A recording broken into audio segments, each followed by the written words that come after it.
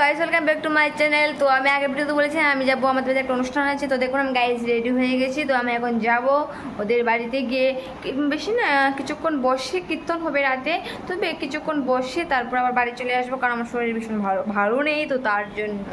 আর এদিকে আমার বড়মশাই দেখুন পায়চালি করছে।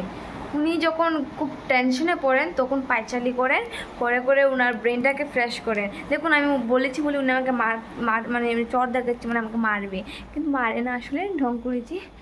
গাইজ দেখুন উনি কত টেনশনে মোবাইল টিপছে, কী করছে দেখুন। গাইজ দেখুন উনি ঘরটাকে কত নোংরা বানিয়ে রেখেছেন। দেখুন দেখুন দেখুন গাইজ, ওনার সব কাজের জিনিস এখানে ফালিয়ে রেখেছে।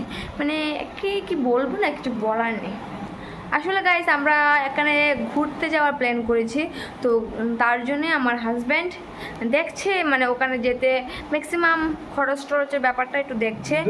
আর মানে ওখানে মানে কোথায় ঘুরবার জায়গা আছে, মানে কি যাবতীয় ব্যবস্থা আছে সেটাই উনি দেখছে। তো ঠিক আছে গাইস, আমরা এখনও যাবার প্ল্যান হয়নি, তো মোটামুটি হয়ে আছে। তো এখনও না, দেরি আছে, আরও কয়েক মাস পরে। তো গাইস দেখুন উনিকে দেখুন পাগলের মতো লাগছে। তো গাইস ঠিক আছে, আমি এখন যাই, আমাকে যেতে হবে। তো এসে আবার ভিডিও হবে। বাই বাই, এতটুকুই রইল, পরে ভিডিও দেখা হচ্ছে।